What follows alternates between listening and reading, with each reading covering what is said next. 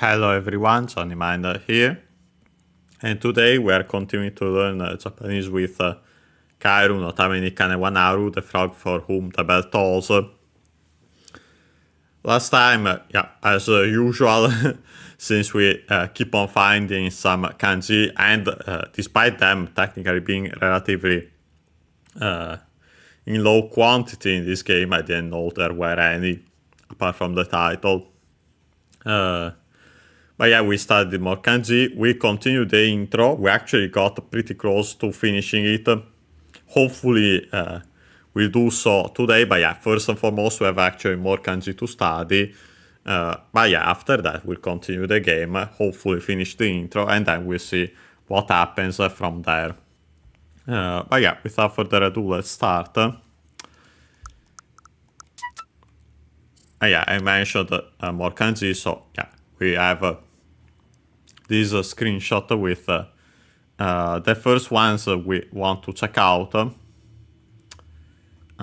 actually.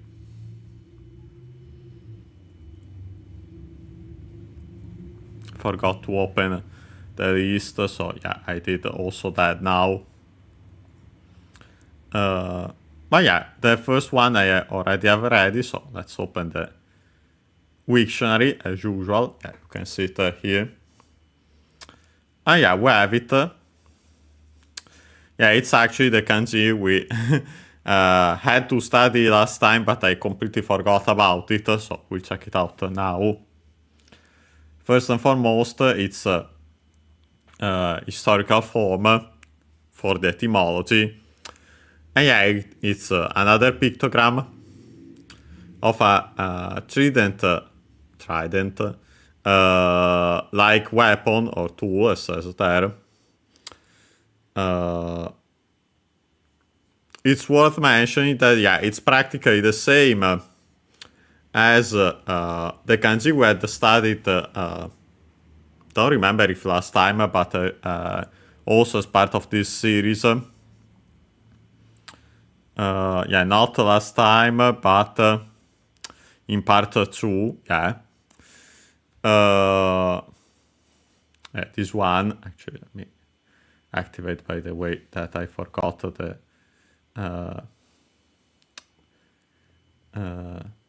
plugin. So yeah, this one, yeah, another weapon. Here mentioned with Japanese reading Hoku, but yeah, no. We would use other kanji nowadays for that. Here, yeah, so that one had a single blade, this one has 3.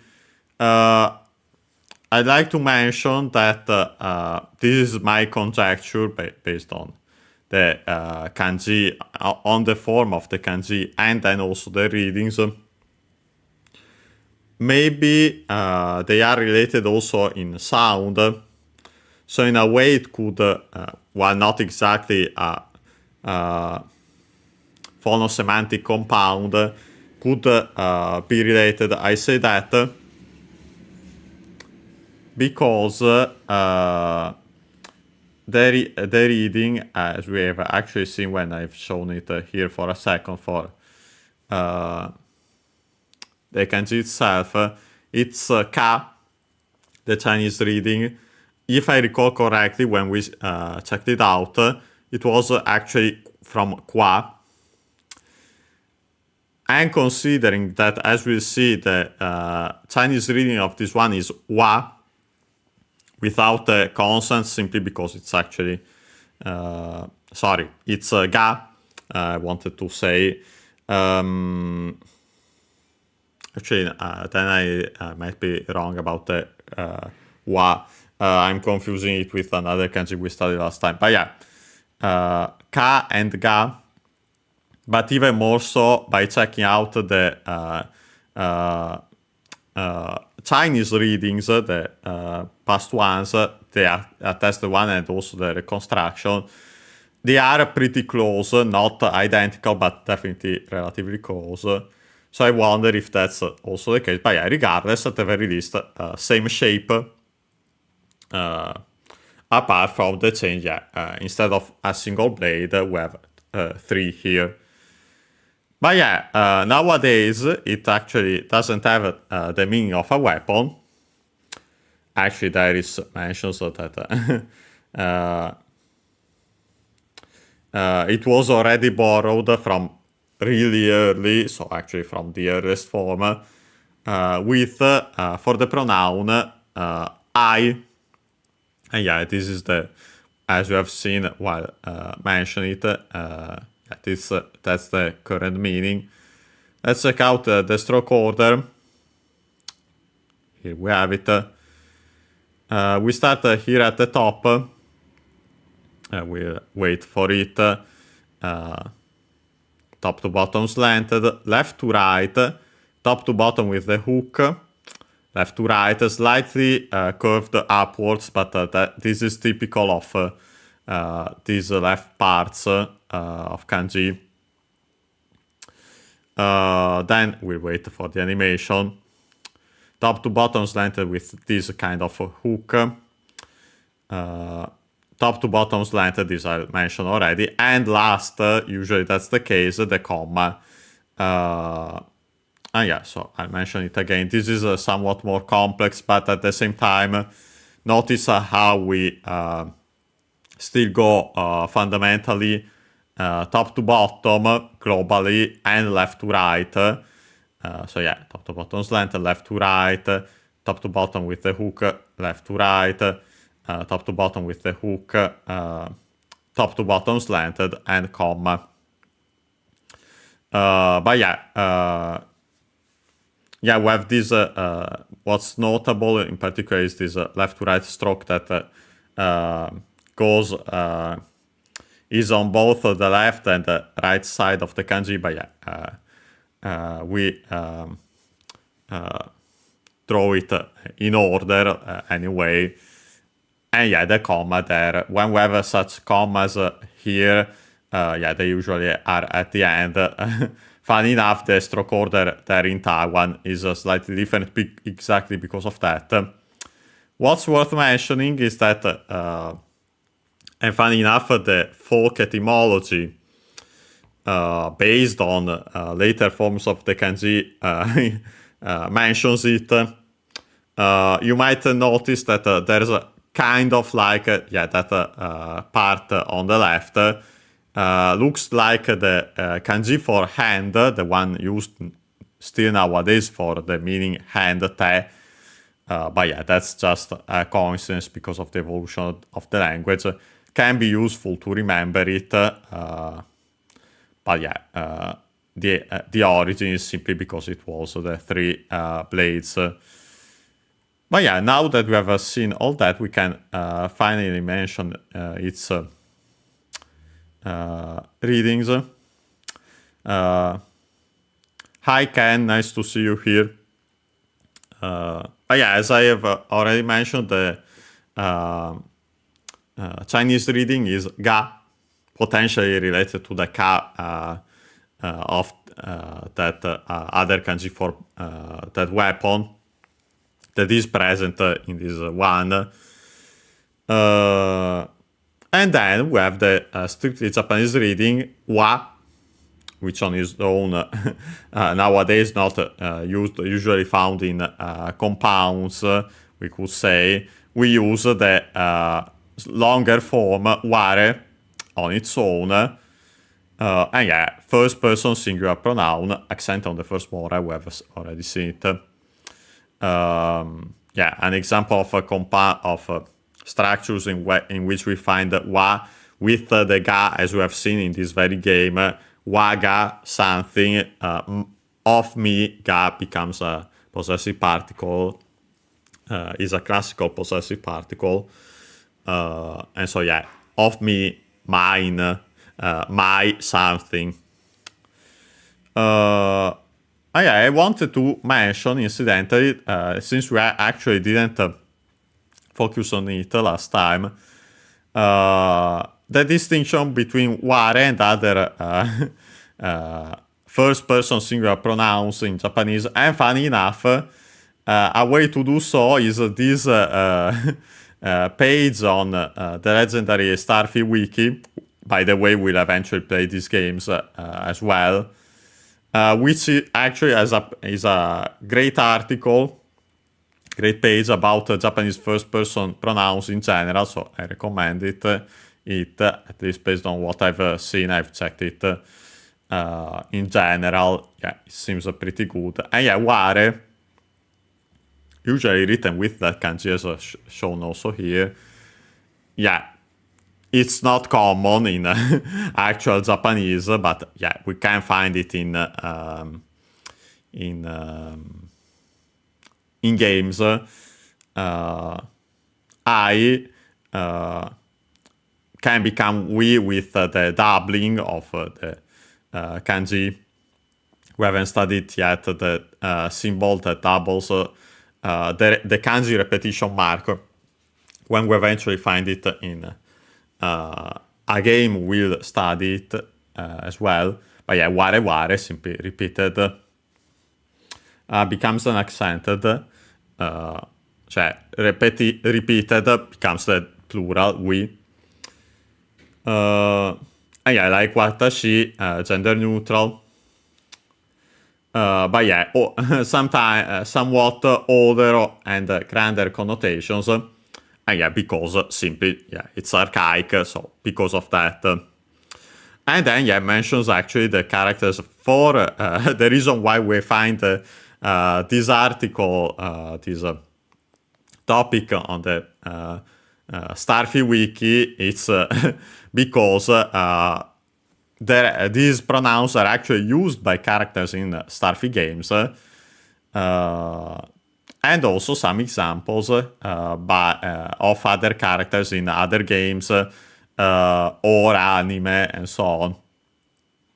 Demise, for example, from Zelda, Shadow from Paper Mario, yeah, then Gilgamesh from Fate franchise. But yeah, wanted to mention it incidentally because yeah, it's actually pretty useful.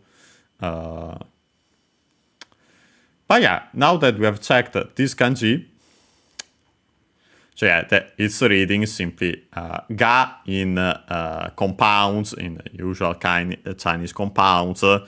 But yeah, even more so, yeah, ware, or the shorter wa.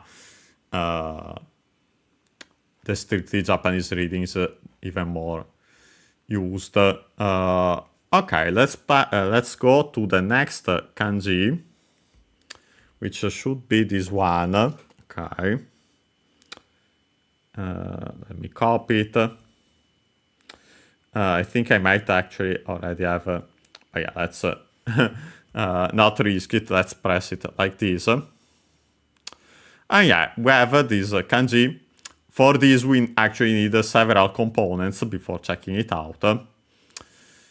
First and foremost, this, the one on top. Yeah, in its original form, straight up, yeah, was simply an X. And only after with the evolution of the kanji, it quite changed. Even though you can see it kind of in a way, you can think it as a handle on bottom and the part on top as the blade. In a way, but yeah, so simply an axe. The stroke order here, yeah, quite easy. Top to bottom slanted, top to bottom slanted, left to right, top to bottom. Yeah, really easy. Top to bottom slanted like this, left to right, top to bottom. And yeah, we can also see it here, but yeah, it's straight up the same. Nothing in particular here. As for its meaning, yeah, it's as mentioned there with the Chinese meanings, yeah, it's archaic axe for it. The one used nowadays, it's actually as a unit of measure. Yeah, fundamentally, we use first and foremost the actually is only mentioned here in the plugin the Chinese reading kin.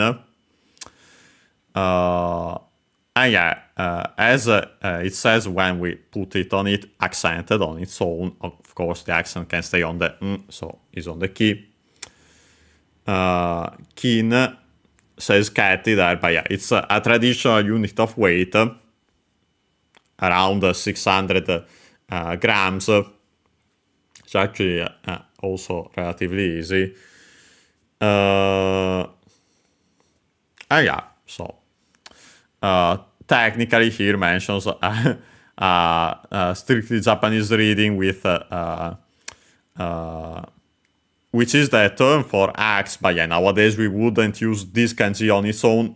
It's actually found there's a compound that has that kanji plus an additional part for it, and yeah, the one we can see here, but we'll check it when the time comes for that. So the only reading you have to remember is kin, and yeah, it's this weight unit of measure.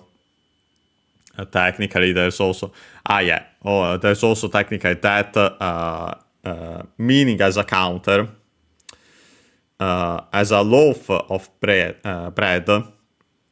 Honestly, I haven't seen it particularly used, but we might see it in practice. When that if that comes up, then we'll mention it. Yeah, it's mentioned also there. So yeah, we have that. The next part for the kanji we want to study here, because yeah, we have found it in game, is this, which yeah, originally was straight up 2 hands, a left hand plus a right hand, so yeah, both hands, and only later with the evolution of the kanji, it became really stylized. Here, yeah, it becomes like this. Yeah, really easy. Left to right, top to bottom slanted, top to bottom. Of course, the one on the left first, and then the one on the right. Left to right, top to bottom slanted, top to bottom. So yeah, the 2 hands fused and became simply that. This one is not used on its own. I'd say it's worth mentioning incidentally the readings, the Chinese readings ku and kyo, as I think those will show up. It should show up. There should be cases in which it's used as the phonetic component of other kanji, but we'll see it if that happens when the time comes that strictly Japanese reading is not used, and actually the plugin mentions a different one because it's also used as a variant for other kanji, but that doesn't interest us, honestly. It's only important to keep in mind, more than anything, yeah, the meaning, the 2 hands. So yeah, from that we have all the elements for our kanji here, but it's worth mentioning, incidentally, that in the modern form of the kanji, as we'll see, it looks like this other kanji, even though it's actually unrelated, but yeah, it's actually worth checking it out now, considering that. Okay, let me see. Perfect. Okay, let me try to...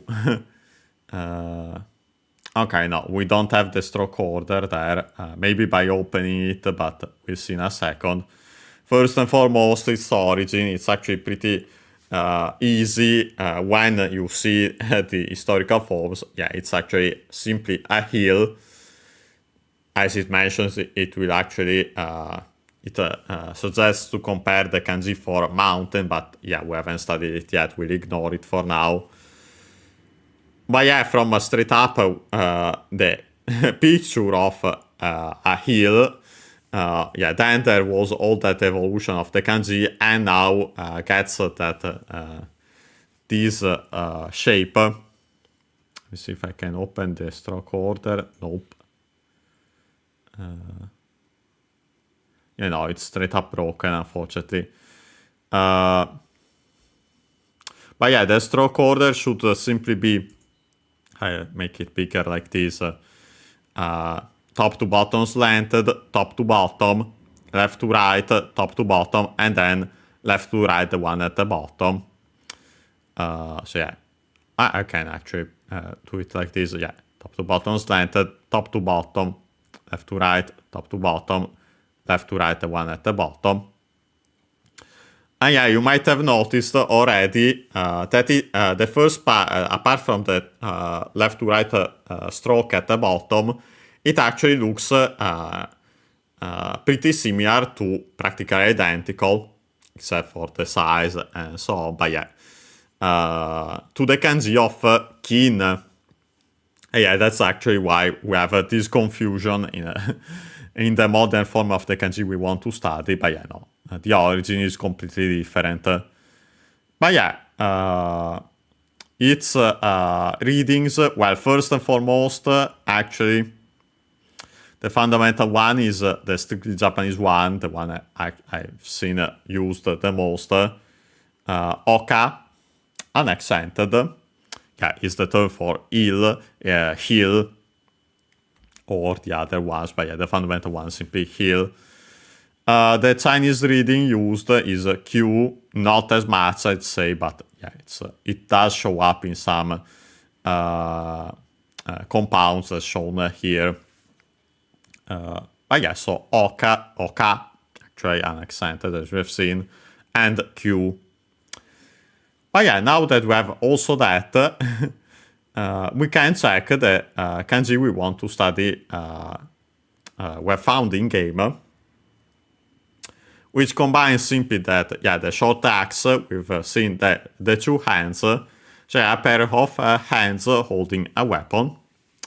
So yeah, completely unrelated, as can be seen even more so in the historical forms, to the kanji of heel, but in the contemporary form, yeah, we because of that shortening of the kanji of kin, the axe originally, and even more so the simplification of the kanji for the two hands, which become this bottom line, which then kind of looks like that is what makes it look like the kanji for here. And then the two strokes becoming simply the, yeah, we should have seen it, I think, the kanji for 8. Yeah, that's the kanji for 8 usually on its own, found also, even though it's not. Here it's unrelated as well. Let me quickly see if I feel like we had checked it out, but I could be wrong. Let me see.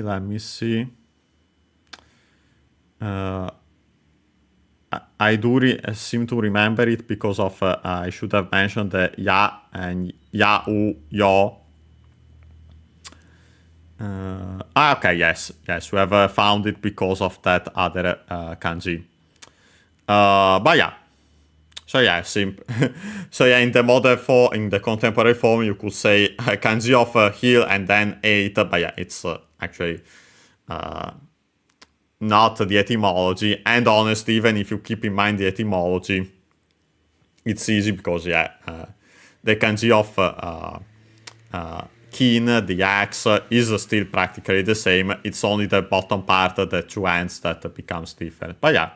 So the stroke order is practically actually the same. So yeah, top to bottom slanted, top to bottom, left to right, top to bottom, left to right, top to bottom slanted, top to bottom slanted. Kind of looks like a bigger comma, this one.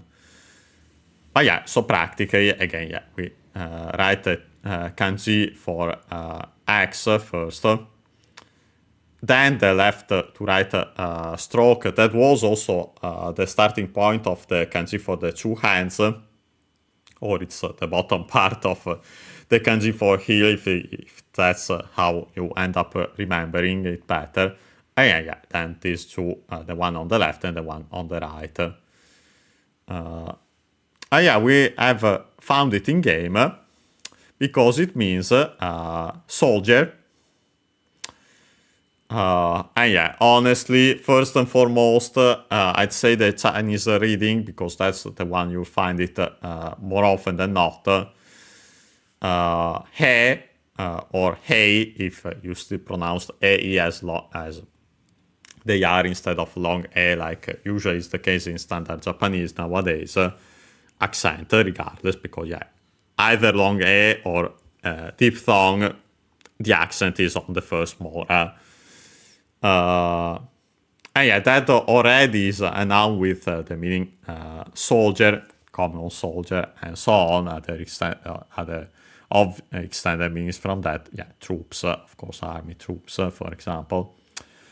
It technically has some strictly Japanese readings, barely used, I'd say, honestly. The one technically, the better one for it would be tsuwamo no, an accent, which also means soldier, warrior, but can be also written with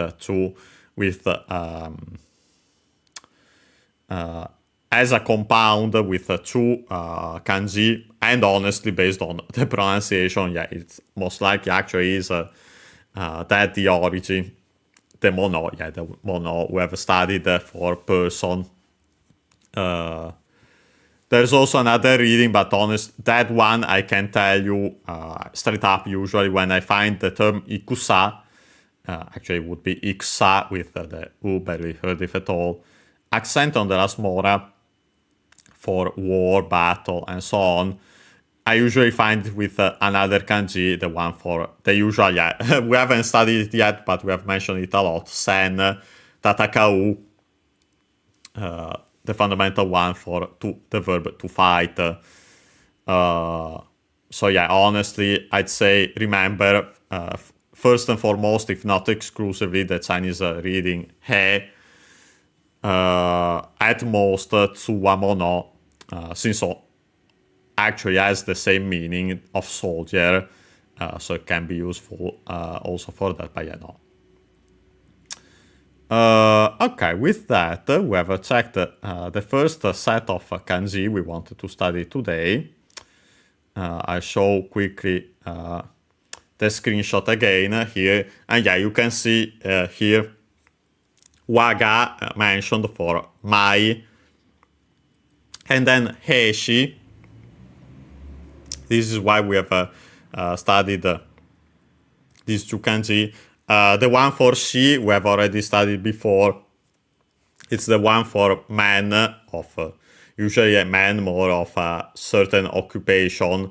Yeah, like in this case for soldier, not on its own. Yeah, now that we have checked this, what's left is only, yeah, no, not the kanji for hime that we have studied last time. What's left is the kanji for watashi or watakushi. Yeah, but yeah, we'll see it now. And yeah, so we are actually finally studying that. So yeah, let me open Wiktionary once more. Put that in.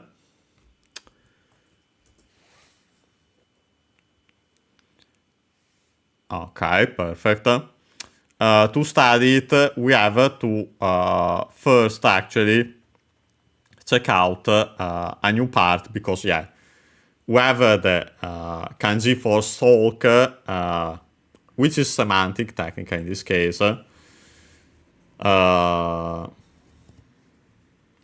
But we also have the phonetic part, and also actually the contributes to the meaning. Originally says also here that yeah, it that on its own refer to this word. Yeah, let's check it out. It's considered an ideogram. And yeah, simply something that revolves around oneself. And yeah, because of that, then by extension, yeah, the first person singular pronoun I or better, technically in Chinese, more selfish, private, as says there, also has those meaning in Japanese, but in Japanese is also used straight up as the first person singular pronoun. So simply something revolving around oneself, as we can see even better in its original forms, not used on its own, luckily nowadays, so we can simply ignore it. Looks like a mu in katakana, but no, it's not related to this one. That comes from a different kanji. With that, as we mentioned before, they added the semantic stalk. As for one's possessions, we could say something along those lines. By the way, incidentally, this can be used more as a mnemonic, since we have seen that the etymology actually isn't that. The element on the right, some mention it as a nose, but no, that wasn't the case. But it can be useful to remember it. We can check its the stroke order, but first and foremost, we simply write the kanji for stalk we have already studied. So top to bottom slanted, left to right, top to bottom slanted on the left, top to bottom slanted on the right.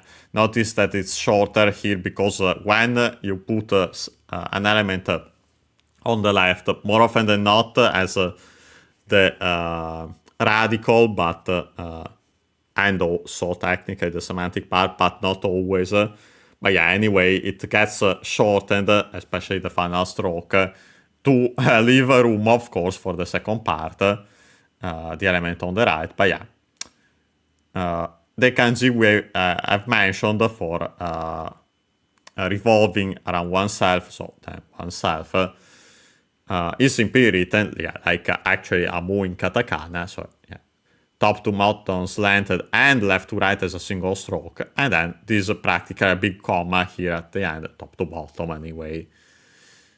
So top to bottom, left to right, top to bottom slanted, I wanted to mention, left to right, top to bottom slanted, top to bottom slanted, kind of like a comma.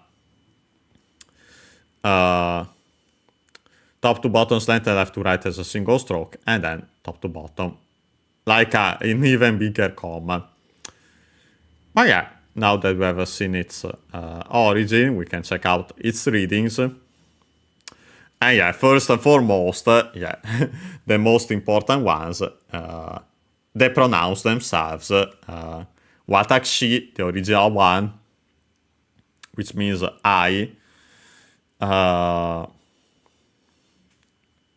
with the U of ku barely heard if at all because it's between our voice consonants.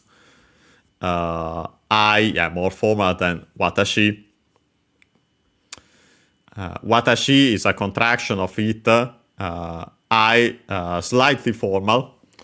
Can also be all feminine. But in general, it is the fundamental pronoun used nowadays in Japanese. Technically, as mentioned here, even though those are written usually with kana, atashi and atakushi, which are still variants clearly of watashi and watakushi, come from this. Technically, we would write them still with this kanji, even though usually with kana, also to distinguish them.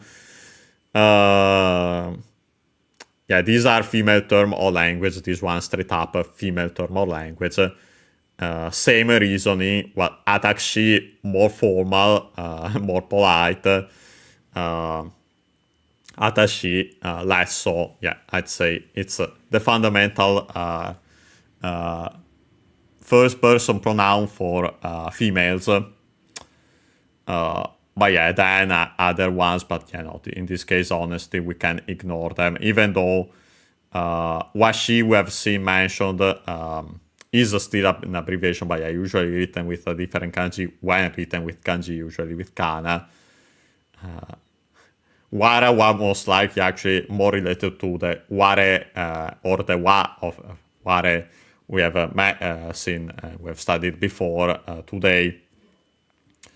I can quickly show here. Yeah, of course, it mentions them also here. Watashi, most common personal pronouns. No gender connotations, but considered more formal in many contexts. But yeah, there are actually, usually no quirks, but there are exceptions. Watashi, even more formal of watashi. Yeah, used by quote-unquote prim and proper both characters in Japanese. Again, incidentally, I wanted to mention washi, clearly derived by that, but yeah, this is one for the old characters, Ji-san characters. But yeah, no, I wanted to mention incidentally, since it's actually present, atashi, more casual form of watashi, but that carries feminine connotations. Wanted to see if it mentioned also atashi.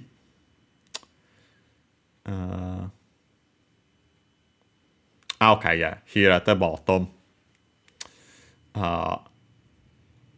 Feminine form of watashi, so same reasoning as watashi compared to watashi, but feminine. Yeah, since we had that open, I wanted to mention it. Last but not least, though, for this kanji is the Chinese reading, which is shi.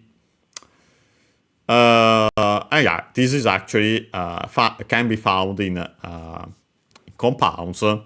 So it's worth keeping in mind. So the reading is pretty easy. Watashi, the more formal variant watashi, original most likely form of the pronoun, and then the Chinese reading shi. Here it mentions another kanji, but honestly, usually not written with this kanji, so honestly, I would ignore it. I'll mention incidentally only that hisoka means secret or also private, and that's why there is technically this variant using this kanji for that, but no, usually not. So ignore it.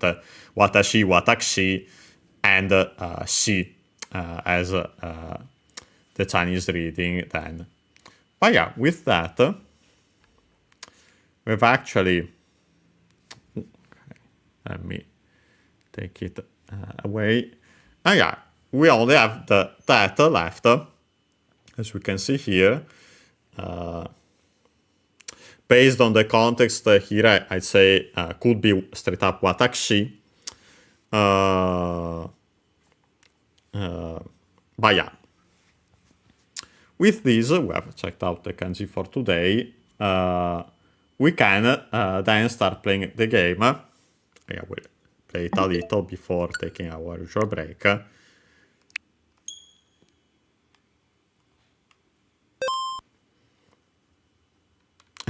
By the way, I have it's on this game because we took part in the DK challenge. So that's why. Let's go back. I think it was it was down, but not that much. So it's here. We load our save state. We straight up saved here. As we said, Richard and the attendant or whoever that old man was left. So now our protagonist is saying, I I can stay. I also can stay silent when hearing of Princess Tiramisu. Yeah, let's continue. Yeah, actually, we could have seen it then last time. Actually, we had finished the time, and I didn't want to risk adding even more kanji. But yeah, no. Here simply says Rizado, watashi mo ikuzo. So yeah, Rizado, the name of the rival of our protagonist. As we have seen,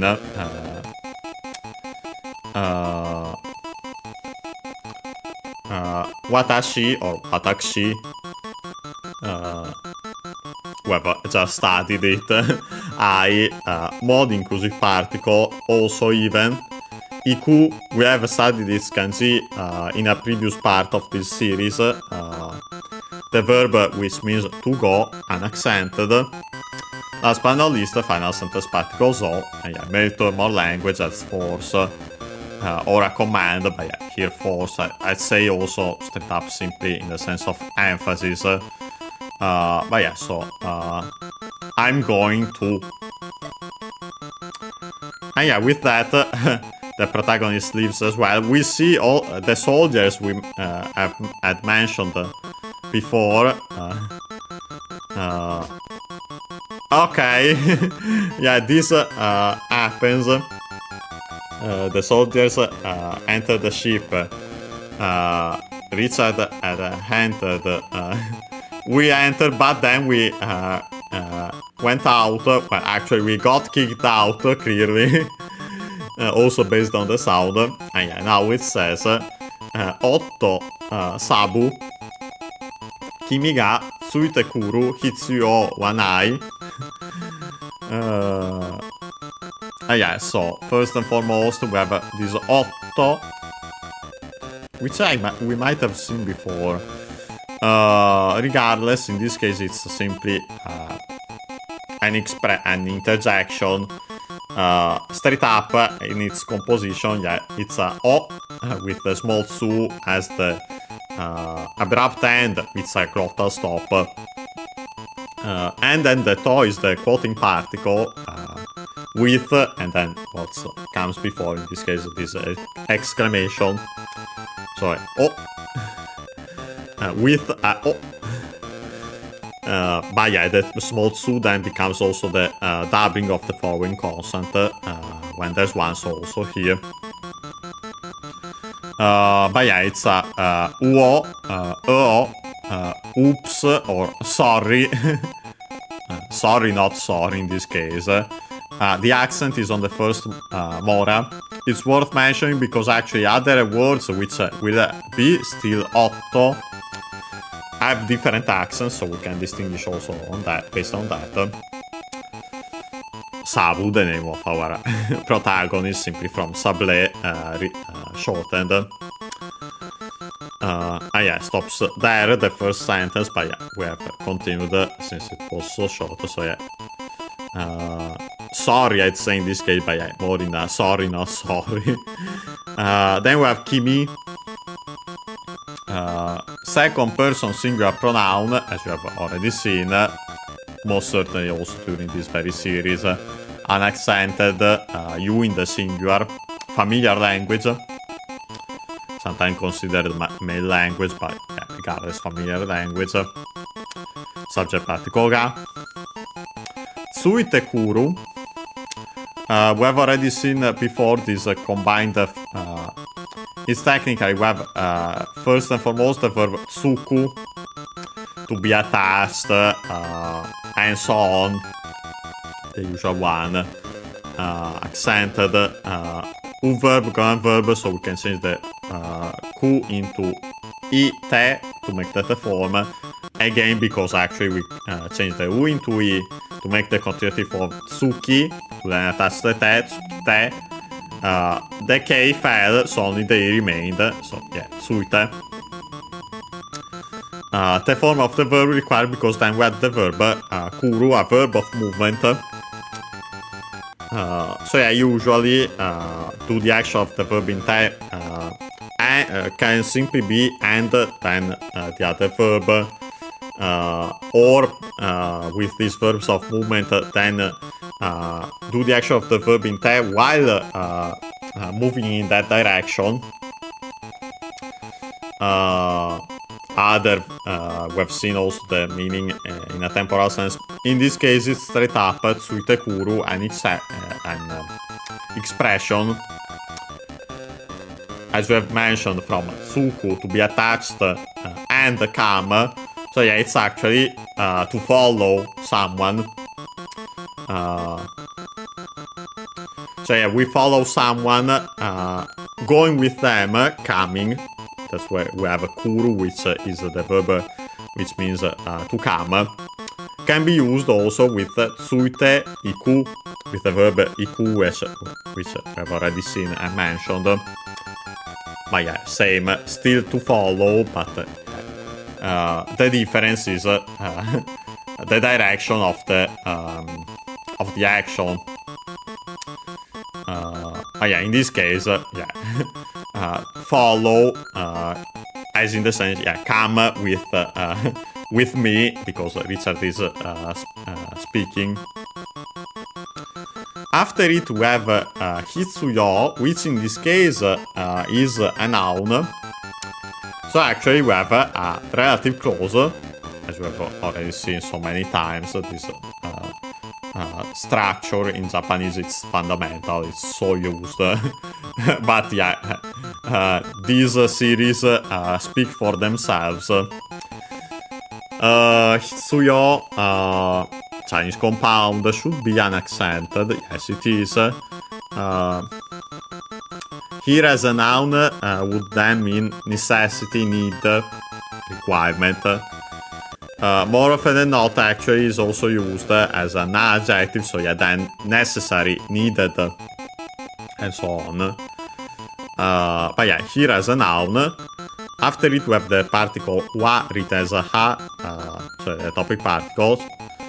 Although in this case, more than anything else, used because after it we have a negative verb. So yeah, as we have seen, it shows up in those cases because technically by putting something before wa, it is technically given information. More in this case, in the sense that then we put the focus on the verb being negative. So yeah, that's why we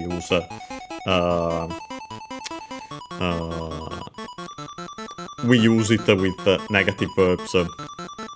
And yeah, the negative verb in this case, it's actually not strictly a verb, it's a adjective nai, which on its own is non-existent, but as we have seen, also replaces instead of conjugating aru, which means to be as in to exist, of inanimate things, objects, actions, and so on.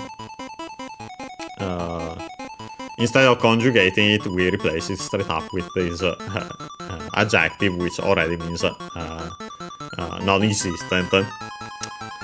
So yeah, here is saying sorry, okay, actually clearly isn't sabu. There is, we can translate that to be as in to exist, as simply there is, there are. Here there isn't, or there is no need that you follow. Better, I'd say in this case, that you come along with me. So yeah. And he kicked us out because of that. Okay, we actually have already seen a new kanji here, so take the screenshot. Hime wa boku ga otasuke suru. Kimi wa sono. This should be, even though it's kind of weird looking like this, but yeah, it's because of the limitations of the hardware. I think it should be muko.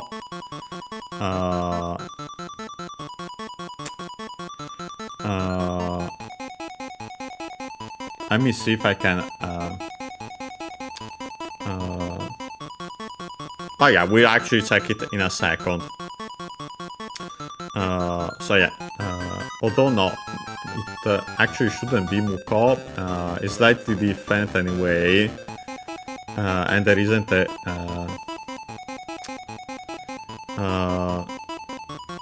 Might be simply okay with that kanji at the bottom. Yeah, it's. I think it's Aida. Even though yeah, it's weird. But yeah, it's because of the limitations again. Sono Aida ni. But yeah. Here he's saying, well, first and foremost, hime again. Actually, hime, the accent is on the first more, as we have seen the princess. We have even studied its kanji. Topic particle wa. Boku. Yeah, now we have another first person singular pronoun. This one, made-to-more language. That's why it shows up here. Subject particle ga. And then we have otasuke suru. From taskeru. Verb we have definitely seen before, maybe even in this very series. Last time when we mentioned the whole matter of the princess. If we haven't, we have seen it before in general. Taskeru means, should be accented, it is. Means to save, to rescue.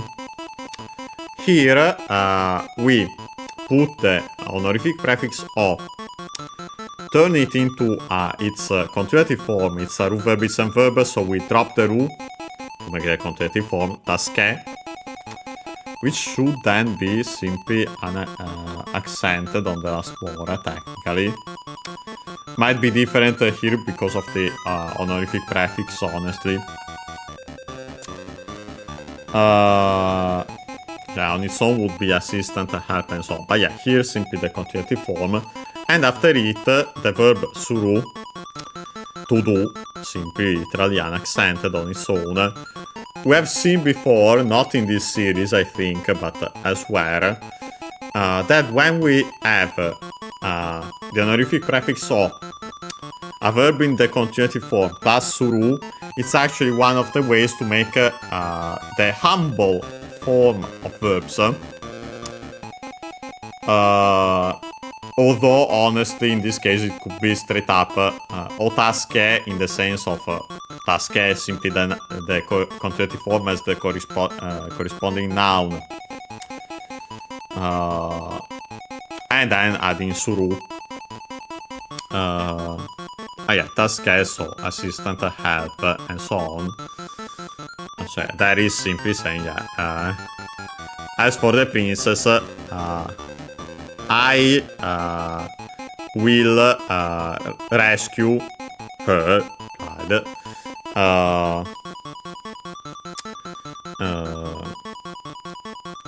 did I want to mention? Oh yeah. After that, he says, Kimi wa, so yeah, Kimi, again, you, topic particle wa. Sono, part of the Kosovo series, close to both the speaker and the listener. So, far from the speaker, close to the listener. And yeah, in this case, is perfect, as it just kicked us out, and he'll, of course, go on the boat in a second, clearly. Far from both, though the interrogative also are usually an accent, though accent on though itself. With the now we have the demonstrative adjective, cioè that, something. And yeah, despite, yeah, the kanji isn't clear here, because again of the limitations, but yeah, based on its shape, the context and so on, I would say it should be the one for Aida.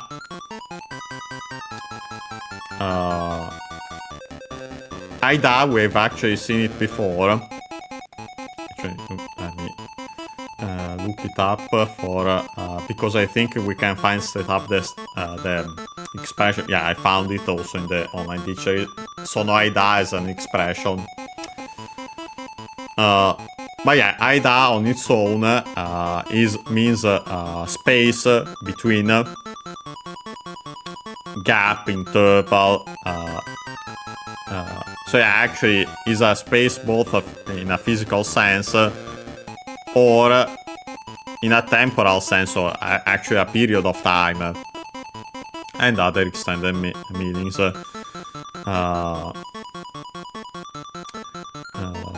But yeah, we'll see it even better when we study its kanji. Reminded that there's also the reading ma, which practically has almost the same meanings, again, space or time, pause, room. Man accented as well. But yeah, no. Here it's sono Aida. You, yeah, straight up found it also in the online dictionary as mentioned. Literally, that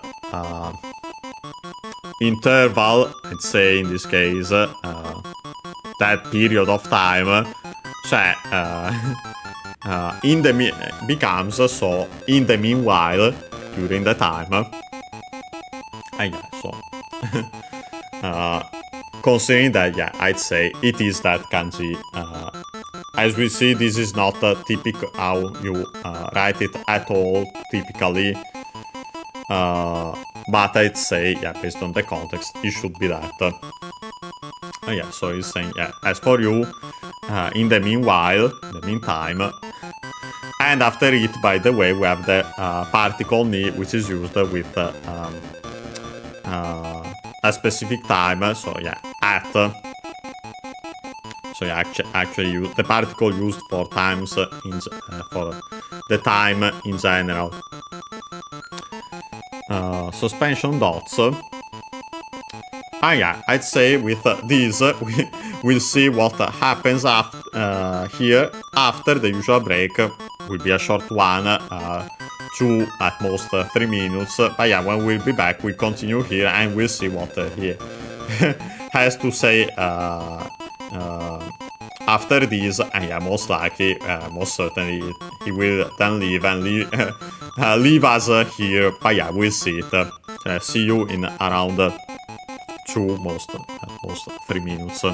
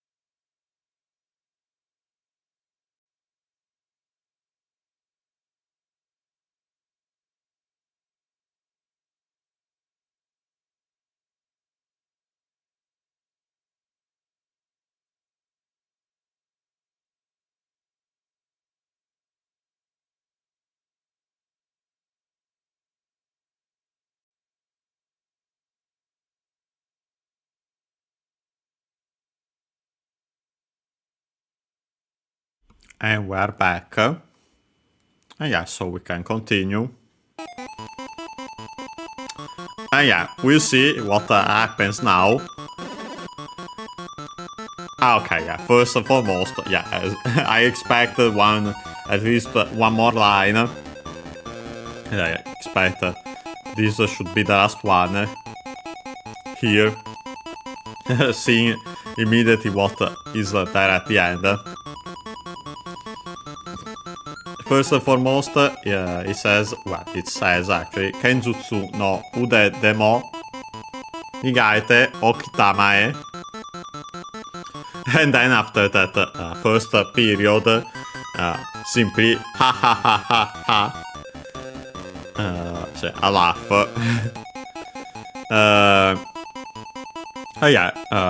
First and foremost, we have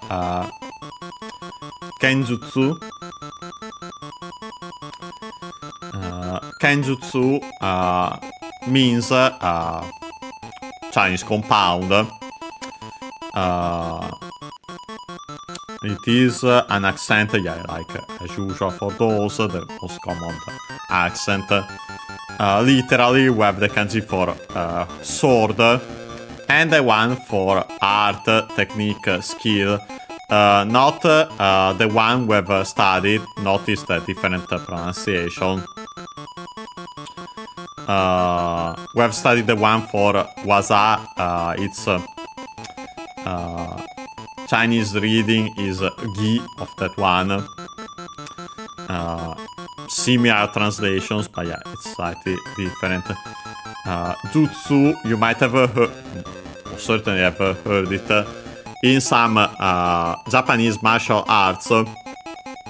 Yeah, surprising considering the meaning of art, technique. So yeah, literally sword, art, technique, and so on. So it's art of fencing, swordsmanship, technically. After that we have no, the possessive particle no. Ude actually should be ude. Because strictly speaking, ude means, I think we might have mentioned it at least once before. Ude is the Japanese term, the strictly Japanese term for arm, as in the body part. Accent on the last mora is typical for those. Those are usually either accent on the last mora or unaccented, as we've seen. But yeah, by extension from that, it also becomes ability, skill, like in our case here, or can also be physical strength, similar by extension. No, I'd say in this case, yeah, ability, skill. Then we have the particle demo,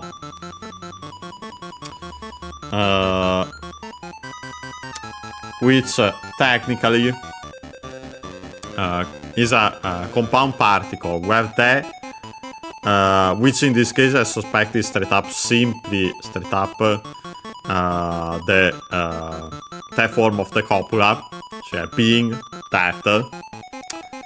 Here then combined with the particle mo, also even, to make another form of, this one even more so funny enough is even. Mo on its own is more like a simpler also.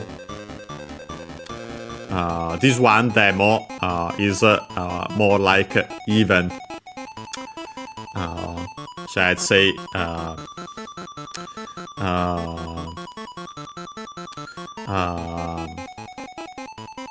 something along those lines. As for the distinction between mo and demo, can also be seen with in combination with interrogative pronouns, but as we see, better when those show up again.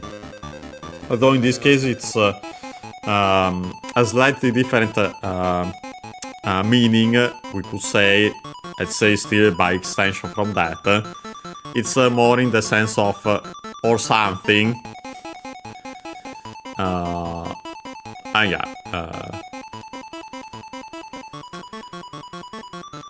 Then, after that, he says migaite from migaku, which means to polish.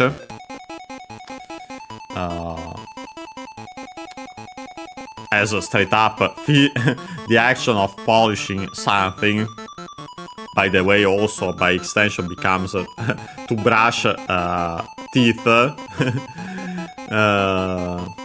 Yeah, actually quite useful verb to remember for that reason. By extension, of course, it's also to polish, as in to refine a skill, in our case, to improve, to hone, to polish up. It's also used here, like that in English. The accent that I don't. Okay, an accent. Migaku. Verb and verb again in ku, so it becomes ite, the form. In this case, the form required because then after it we have okitamae. First and foremost, oku on its own, a verb which means to put, to place. Should be an accent, this one, I remember. Yes, it is, as we have also seen it before. Especially in this usage as an auxiliary after the form of a verb. In the sense of putting, figuratively putting an action, can be in the sense of leaving something in a certain state, or keep something in a certain state, or, and I'd say even more often, that's the more common usage, is as in to do something in advance. So yeah, figuratively putting it aside for future usage. Yeah, like in our case here, so yeah.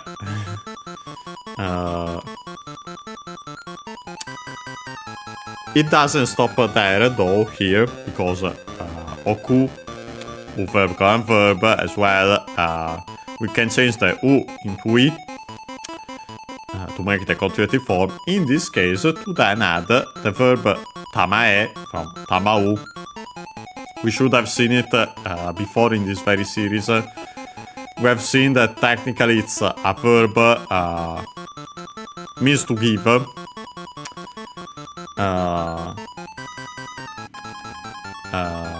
On its honorific or respectful language. And yeah, when used after the continuative form of a verb, the mass stem of a verb, it means to do the action of the verb, but yeah, as mentioned, technically it's honorific respectful language. Yeah, not not an expression usually used here in contemporary Japanese, but it shows up in fiction for sure. I'd say my guess would be, as we mentioned last time, because here the characters speaking are princes, so for that reason. Notice though that in this case, yeah, it's anyway still in plain speech. And doesn't stop there. Tamau, actually I think it might be accented. Yeah, it's actually accented. So tamau. Verb and verb, so we can change the u into e to make the imperative form in plain speech. So here is saying, yeah,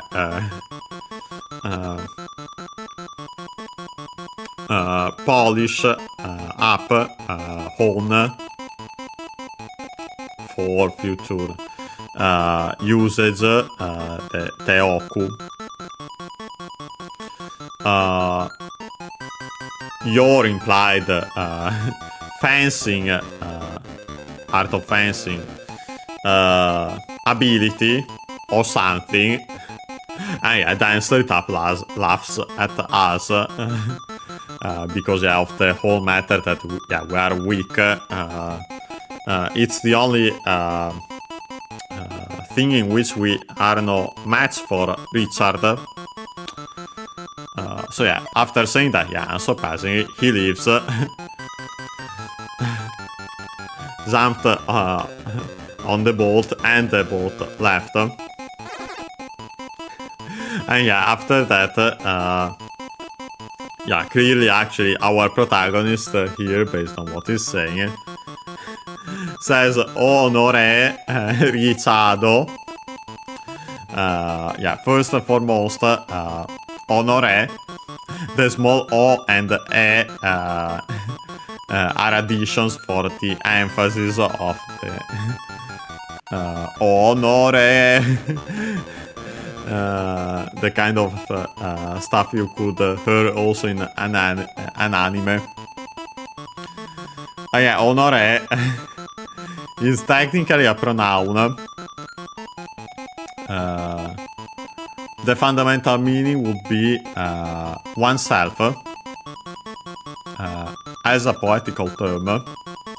Honoré, unaccented by the way, can also be used then specifically for I, me, as a humble term. When used as you, like in this case, it's actually a derogatory usage. And yeah, you see it actually, I'd say more often than not, as that in anime and so on, in video games, like in our case here. So yeah, derogatory, yeah, makes sense after what has just happened. Richard. After that, our protagonist says, Nukegake wa Yurusan. Okay, first and foremost, we have this Nukegake, which, yeah, it's actually a compound word, in this case, technically, compound noun, comes from verbs. First and foremost, we have nukeru, unaccented. Has several meanings, but in this case, it would be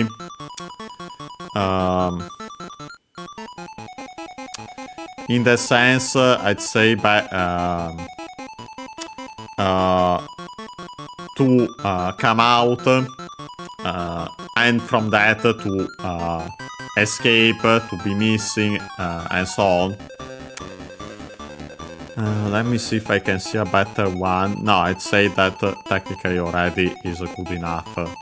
Root verb is a verb, so we can then drop the root to make the continuative form. In this case, we would then add the second verb of the compound verb, technically, even though I'm not sure it's used as a compound verb. I'll look it up if you can see it, even though it doesn't seem like it. The second verb is kakeru. Yeah, no, it isn't used on its own as the compound verb. We only use the noun derived from it. But yeah, kakeru, actually accent, kakeru. To run, to dash, and so on. In this case, technically, better, I'd say,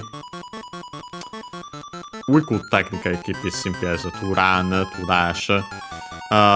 There's the archaic meaning of kakeru, to advance against one's enemy, which actually would make sense in this context here. But yeah, regardless, root verb is a verb as well, so we can drop the root to make the continuative form. In this case, then to make the corresponding noun. So yeah, by combining these two verbs with the nukeru, the be missing or escape and so on. Kakeru here, simply or to run, but even better, say to advance against one's enemy. We get the meaning for nukegake, stealing a march on, getting a head start. Yeah, you can see why. Actually, the original meaning, and that's why I mentioned the meaning of kakeru, the archaic meaning, is a solo raid on an enemy's camp for glory. And yeah, then by from extension, yeah, that's the getting a head start and so on. the accent of this nukegake becomes an accent. So yeah, be careful despite the accent of kakeru on its own. Oh yeah. Then we have the topic part go wa. And then last but not least, Yurusan. From Yurusu. Yurusu means to forgive. Well, actually, first and foremost, and in this case, would be better technically to permit, to allow, to consent to. By extension, also then, the other meaning of Yurusu, actually also quite found, is to forgive. But yeah, in this case, I'd say the former makes more sense technically. Yurusu accented. U verb go and verb, so we can change the U into A to make the irrealis, not the state form. Negative base, we could simply say nowadays, because after it we had a negative auxiliary, we could say, to make a negative form of the verb in plain speech. In this case, instead of the usual nai, yeah, we usually use the nai we have already seen today, also non-existent on its own, yeah, adjective. We use this n, which is a contraction of should be nu. Actually, nu is related to zu, which we have seen, I think, maybe last time, maybe even in this very series. But yeah, regardless, a classical auxiliary in an auxiliary found in classical Japanese, but yeah, some forms are still used nowadays. Regardless, so that, yeah, that at the end it's the negative with the negative base of the verb before it. So yeah, here it's saying, yeah, as for getting a head start, stealing a march on, I won't allow it, I won't permit it. Yeah, actually, I think I didn't mention it, maybe it was what I was thinking before. The present form of verbs in Japanese can also be used for a simple future. So yeah, that's why we can perfectly translate it as will, and yeah, also based on the meaning here. Yeah, so said that. But yeah, then our protagonist says, "Hey, doko ka ni fune ga nai no ka?" So yeah, we have this "hey" and another exclamation. I'd say practically like hey in English. Let me see if I can straight up find it though. Yeah, not like that. Okay, yeah, now found it. No, yeah, no more than hey. Can be a ha or a hya.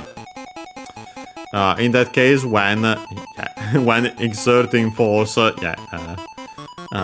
stealing oneself or making a decisive action. In this case, though, it's the second meaning, which is express irritation or displeasure. So yeah, actually more like a or a r. But yeah. After that, he says doko ka ni. Yeah, doko from doko, part of the Kosovo series again. With go we get the place. So yeah, which place? So yeah, actually then simply where. accented on the do, which better what place, and then so where simply. Accent on the do as usual. With the additional ka on its own is the interrogative particle. But when we add it to interrogative pronouns like doku in our case, here we get the corresponding some word. So yeah, here somewhere makes sense when you think about it, because the words with some in English aren't specified. So yeah, in that sense, the interrogative makes sense. But yeah, dokoka, somewhere.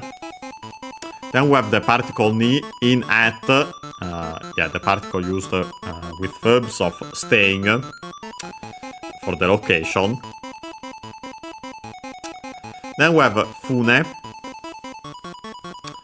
We should have mentioned it because I think they, even in this series, because I think they have talked about the boat. I think Richard when mentioned that to get the boat ready and so on. Full accent on the first mora. This one we have seen. Of course, it wasn't evident, completely clear, but yeah, consider all the soldiers that got on it. Yeah, it's it would be the one with the kanji for a bigger boat. Not the small and hand propelled one. Not small at all. But yeah, you got a ship. Subject particle ga. Nai, and yeah, again, actually has the negative form of aru. Aru, verb to be assumed to exist, as mentioned, so actually one of the most typical verbs of staying. Then we have this no ka. Yeah, the no is simply the nominalizer for verbs. Think as in fact. After it, ka, the interrogative particle. But as we have seen, when we combine these two, we get two meanings. Endorsing question in the preceding statement, as says also the online dictionary, or lamenting reflections on the preceding statement. While in this case, let's say simply, the endorsing and questioning in a sense, but yeah, also the lamenting in a way, because we are at we got left here. So our protagonist is asking, isn't there a ship somewhere? With that, we can actually start finally controlling our character here. So we have finally finished this intro technically. First and foremost, before leaving this screen, we want to talk to the old man. Funny enough, so seeing him from the side, he says, by the way, actually, okay, don't want to potentially miss this, because I don't know. I'll try it again after to show it. First and foremost, he says, Oki no doku ni.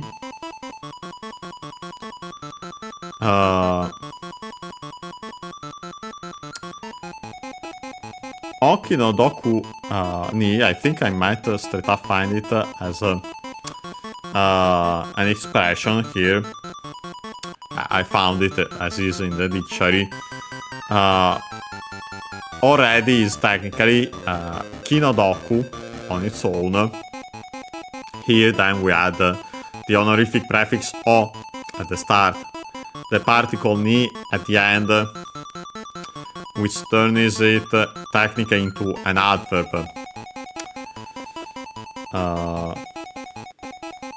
Kinodoku combines ki, the usual one for spirit or mind. We haven't studied this kanji, but we have mentioned it a lot. An accent on its own.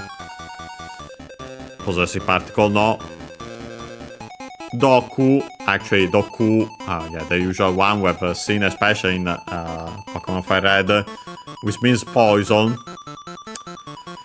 Here, not literally poison, but by extension, harm, well, actually better in this case, malice, ill will, says the dictionary, spite. By combining these two, we get Kinodoku as an adjective, or technically noun. Pitiful, unfortunate, poor, miserable, wretched. Or also the other meaning, unpardonable,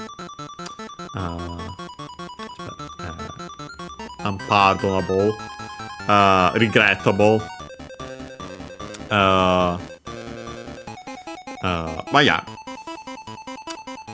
Then by adding simply the honorific prefix or, as mentioned, the particle near the end, we get this expression which means my sympathies, that's too bad, my condolences.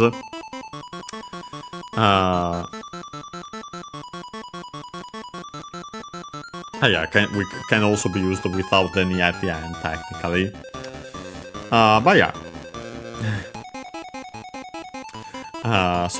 My sympathies, says here. Then he says, oite che Bori should be that. Desu na.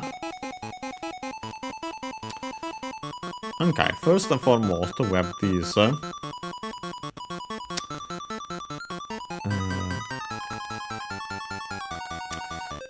Oite che Bori is technically an expression we could say again. First and foremost, we have simply oite from oku once more, to put, to place. In our case, so to leave, one of the extended meanings of oku is to leave behind.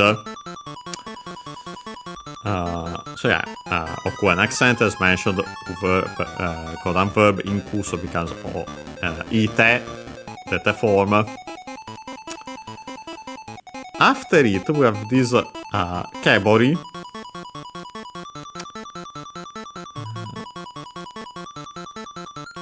which, the ke, I think should still, I suspect, is related to the verb iku, to go.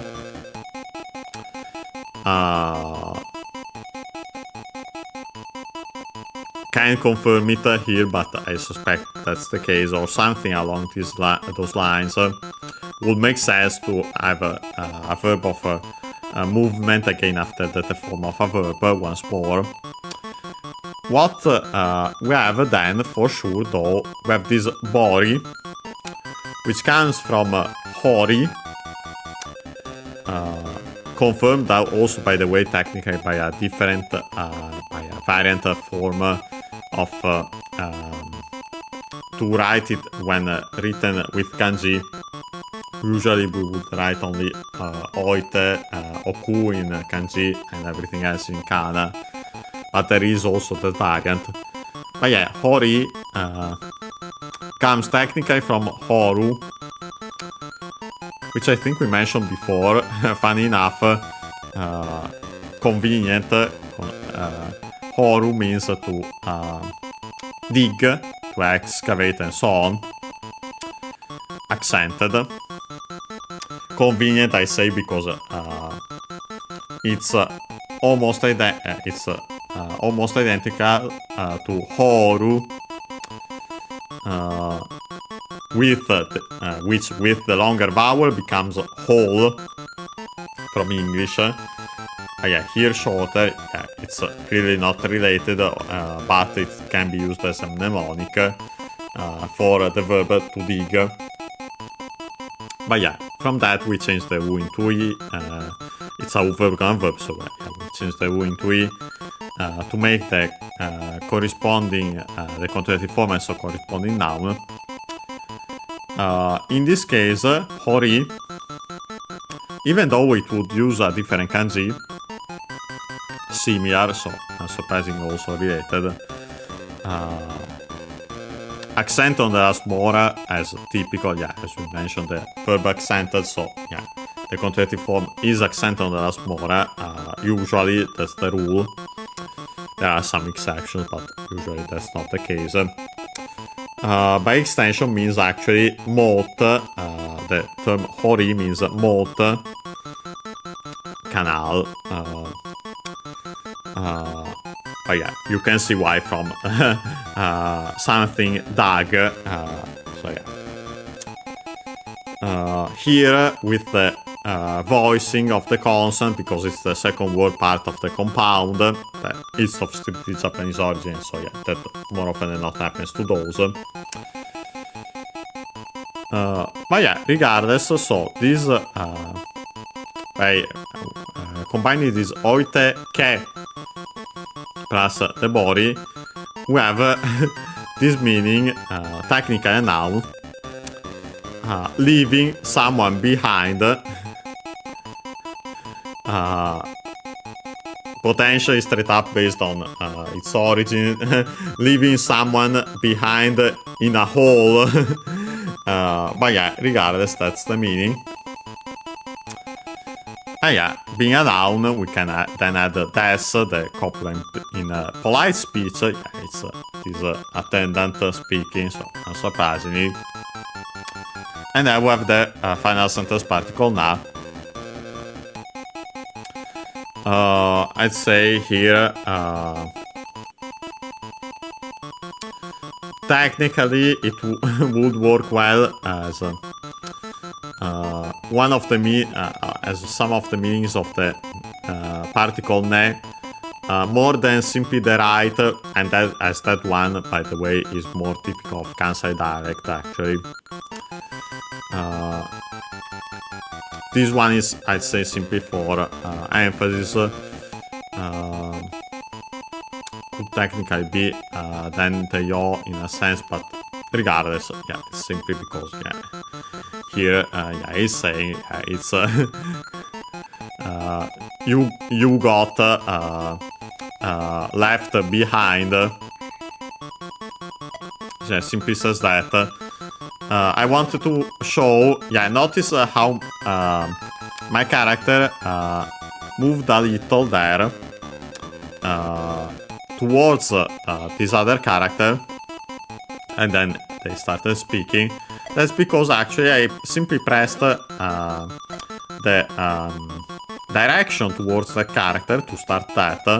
Instead, if I press A or B, it actually does nothing. So actually to speak to other characters in this game, we'll have to do that. At least for now, we'll see if that continues. So we can finally move, we can finally start going around. Okay, let's try choosing a direction. Okay.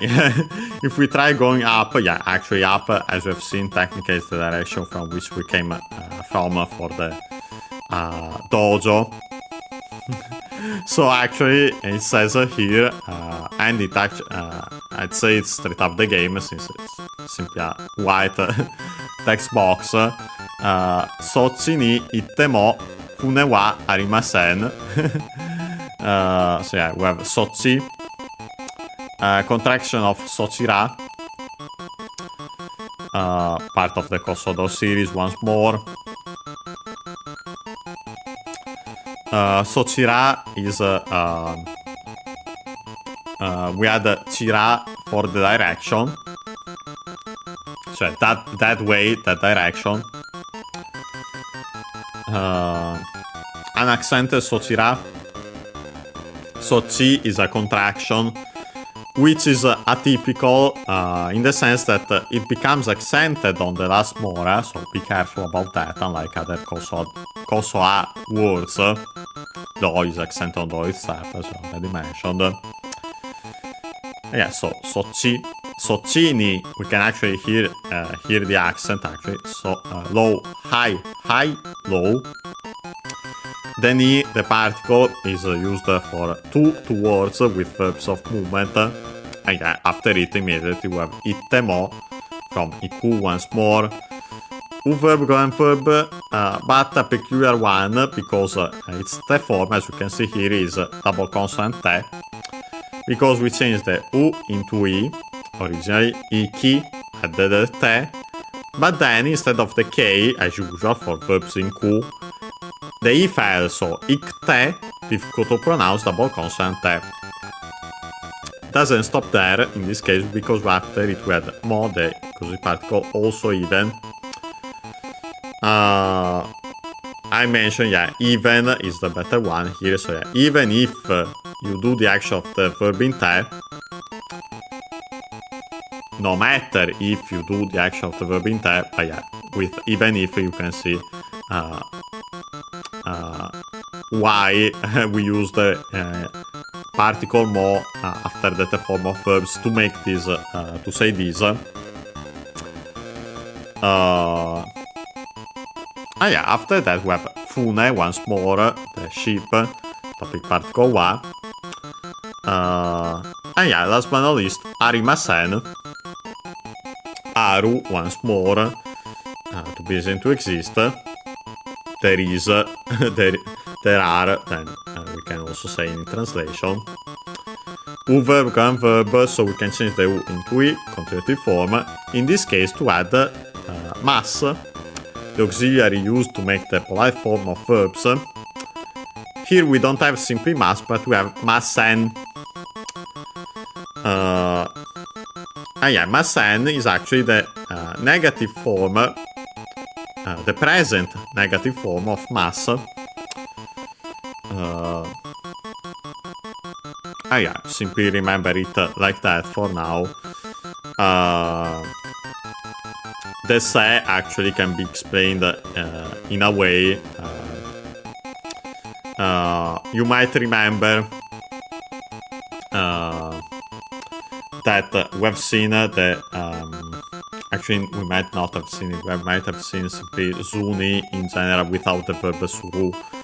But yeah, it could be related to that. So actually, it would be the se in this case, the negative base of mas. The n at the end would then simply be the negative auxiliary once more. Regardless, yeah, masen is the negative form of mas. So yeah, for the negative in the present of verbs in polite speech.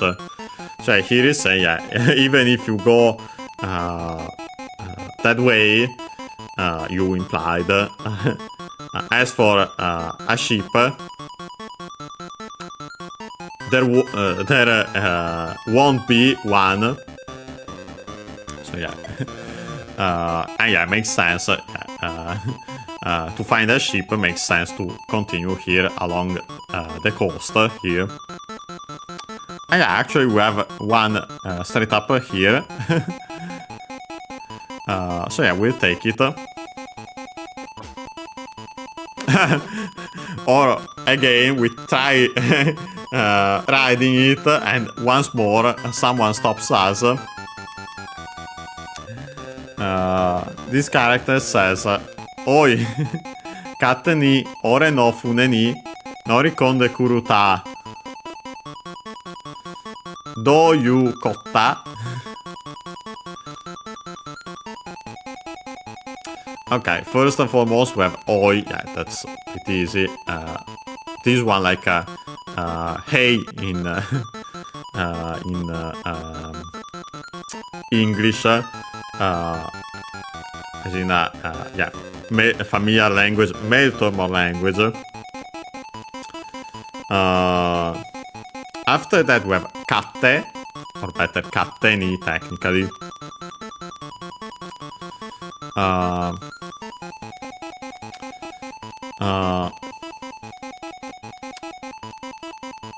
Katte on its own is a compound noun or an adjective. Combines technically the kanji for katsu, to win, and then the kanji for hand, the latter we have already studied again. Its meaning, though, of this compound, of strictly Japanese origin apparently, unless they simply straight up combine these two kanji for their pronunciation, even though it would be weird. Could be. But yeah, unaccented. Would be its fundamental meaning one's own convenience, one's way, so selfishness, and then various extended meanings. When we find it with ni, so actually becomes the adverb, as mentioned, yeah, an adjective, so makes sense. It then means so arbitrarily, of its own accord, without asking, like in our case here, perfect, as one pleases, selfishly, and so on. Then we have ore, first person singular pronoun, male to more language, but this one rough or arrogant. Possessive particle no, so yeah, of me, my, fune, yeah, okay, my ship. Ni, the particle, on, required by the following verb, which is, yeah, norikonde, kuru, technically. Yeah, let's go in order. Norikomu, compound verb. Wonder if I find this straight up as is. Yeah, I found it straight up as is.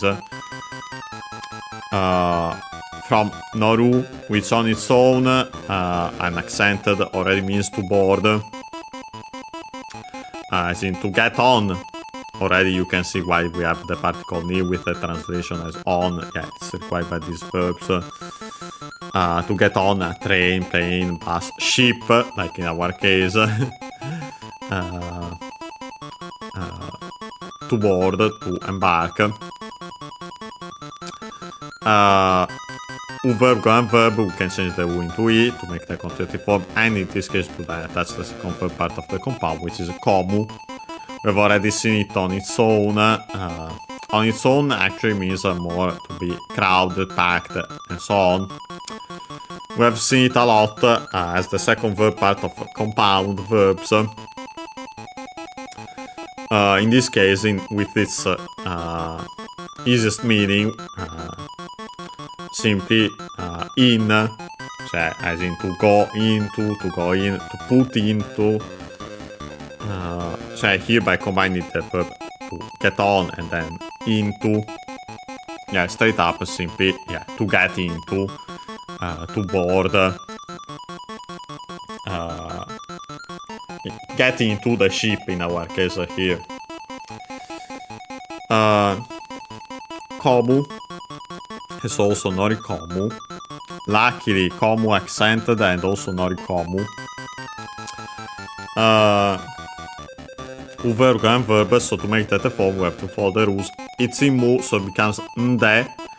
Again, we changed originally the u into i, to then add the te, mi, te, but then the i fell, so only the nasal, the remained, which became a generic nasal, so became the moraic nasal here now in contemporary Japanese, and that affected the te and changed it, voiced it, because actually, as mentioned before, in classical Japanese, voiced consonants were actually also prenasalized, so te was already nde, and yeah, because of that, when we had the moral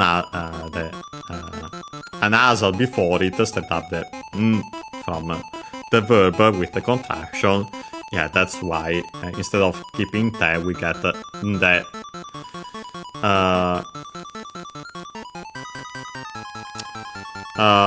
Then after that, we have kuru. Yeah, kuru should simply, first and foremost, we should have that kuru, which I think on its own, it should be on its own for the verb to come again. So another verb, in this case, straight up, the coming on board, to simply say which is the direction of this verb. Then at the end, there we have that ta, which is not typical. I suspect it's related to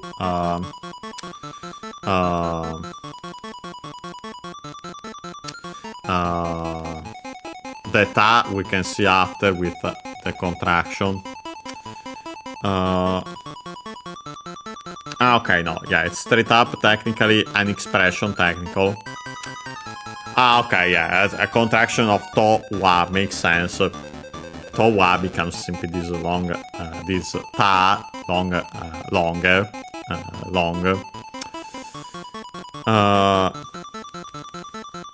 So in this case, as to wa, we have seen it as a combined particle, literally the to with, which means with, as in the quoting particle, in this case then wa, the topic particle, as for the quotation, what comes before it, used, indicates a word or phrase being defined, and so on. In this case though, it's more as such a thing as, so we have that meaning for this ta.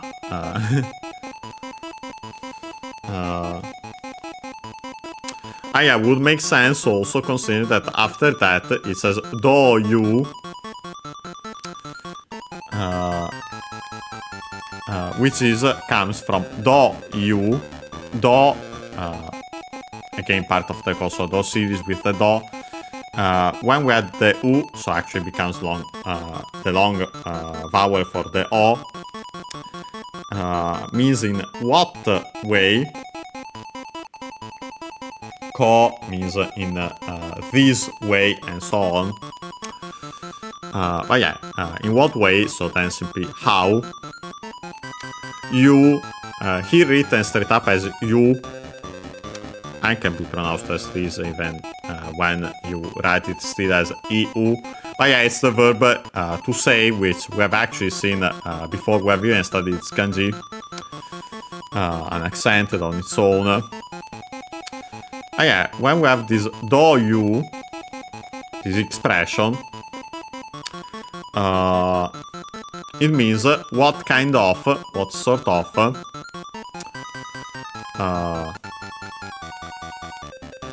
used technically as a pronoun adjective, as says there, so before a noun,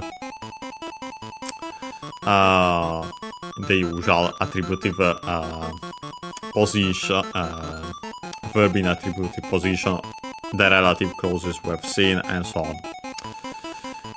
Noun, which is actually this kota, which actually is a contraction of koto da.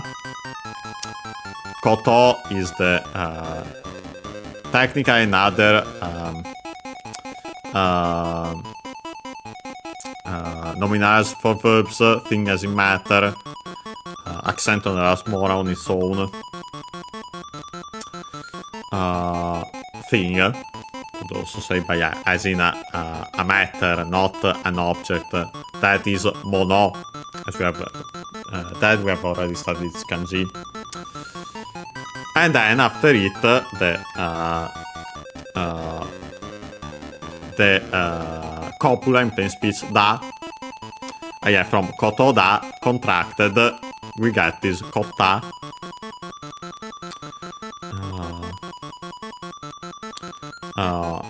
It is such a thing. But no, in this case, it's part of this. It's because of what we have before it. I mentioned that the towa makes sense, also considering that technically the do you, we have the verb you, which is used with the quoting particle, so makes sense also like that. But so here is saying hey, um, what sort of thing is that you implied?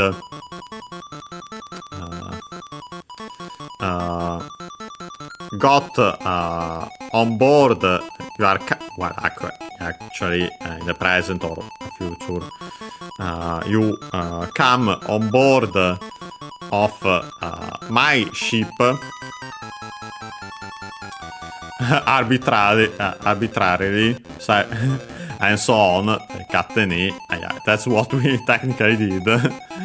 Okay. Yeah, let's continue. By the way, yeah, notice how it is, yeah, the ta, the contraction ta, the code ta, yeah, it is also the ore at the start, yeah, definitely a rough character here. Says that he's his ship, so yeah, a sailor of some kind, so yeah, makes sense.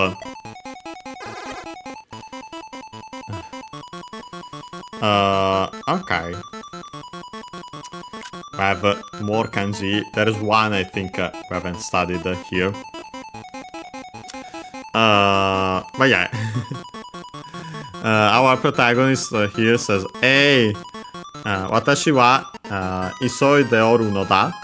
First and foremost, we stop there.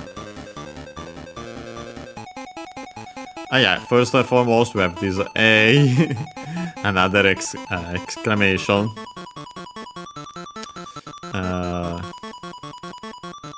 I'd say actually, yeah.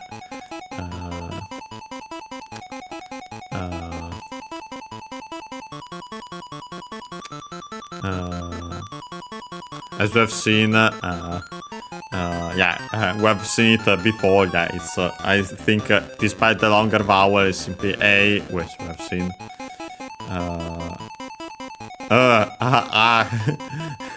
In this case, simply. Yeah.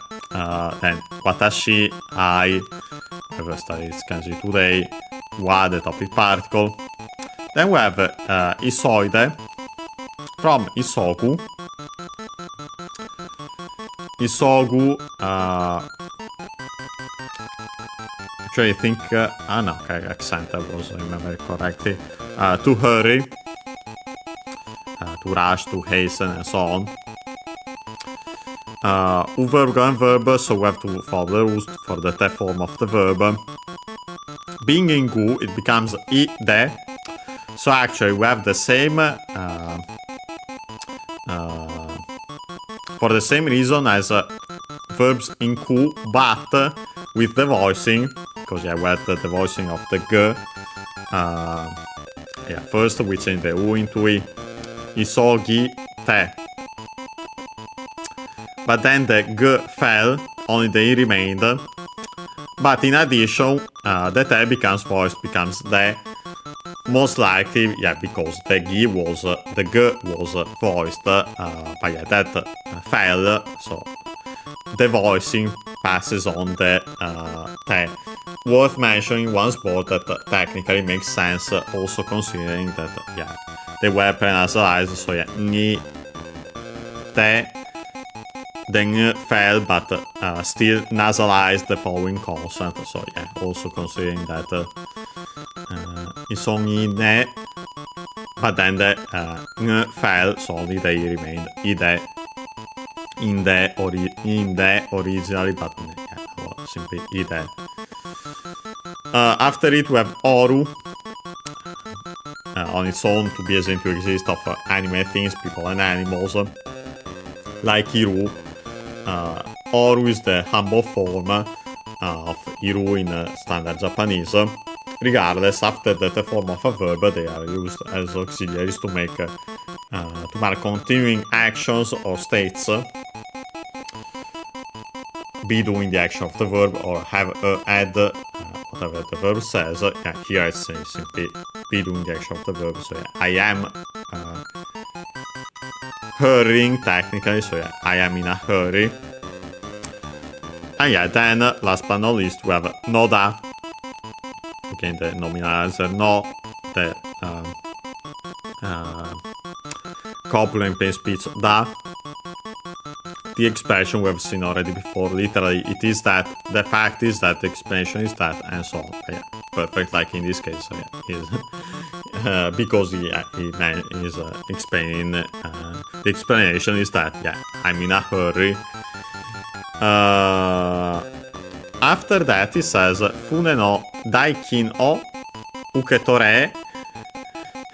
Yeah, the small e at the end is simply for the emphasis. But yeah, Fune, again, the sheep, possessive particle no. Daikin, yeah, the dai is the kanji we haven't studied yet. Kin we have studied on its own. Its strictly Japanese reading is kane, metal, but then by extension also money. Cioè, kin is metal, can also be money by extension also for kin in certain compounds like this one. Also gold, specifically, instead of metal in general. But yeah, here actually, daikin, accent on the first mora is a Chinese compound with that accent, the second most common one for those. Dai is actually the kanji for substitute. We've seen it more as a kawari, I think, so far. Maybe even in this very series. But yeah, actually here more than in the sense of charge, technically. Yeah, so it means this Chinese compound, price, cost, charge, payment, bill, fee. Yeah. Then we have the object particle o, literal swan, pronounced as such in careful speech and also singing. And then we have the verb uketore, a compound verb from, let me search it, of course, for its accent, but yeah, it comes from ukeru, to receive, on its own already.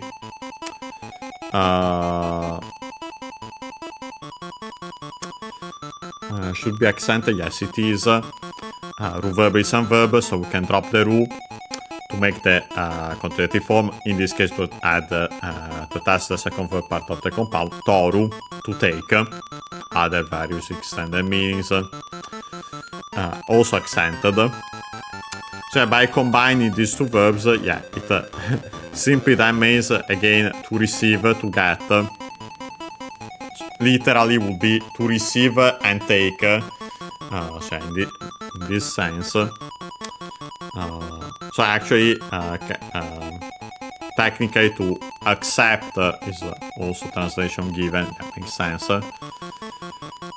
It's worth mentioning, incidentally, that it's the conjugative form of this verb uketoru, which by the way is an accent, so be careful despite the accent of the original verbs. But yeah, by changing the u into i, make it's a u verb, current verb, toru, and so uketoru. Uketoru. We can change the u into i to make the conjugative form, and so the corresponding noun. Yeah, the corresponding noun actually means receiving, receipt. You can see why based on the meaning of the verb. But yeah, here simply the verb. We can change the u into e to make the imperative once more. So yeah, get the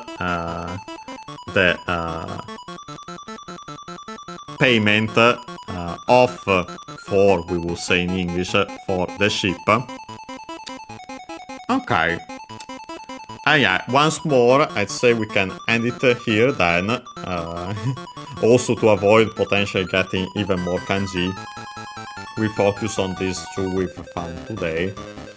And also we'll see what happens will this man take the payment for the boat? And so let our protagonist get on board. Yeah, we'll see it next time. So let's save our save state here. Oh yeah, we'll see how that continues. Because the game. And yes, so today we have continued playing Kaeru no Tame ni Kane wa Naru, the frog for whom the bell tolls. We've technically finally finished the intro in the sense that we at least can control our character at last, even though yeah, the music continues. We haven't left, we're stuck in these two screens so far. So yeah, no, there is technically more of the intro in this sense, but yeah, at least we have control of our character.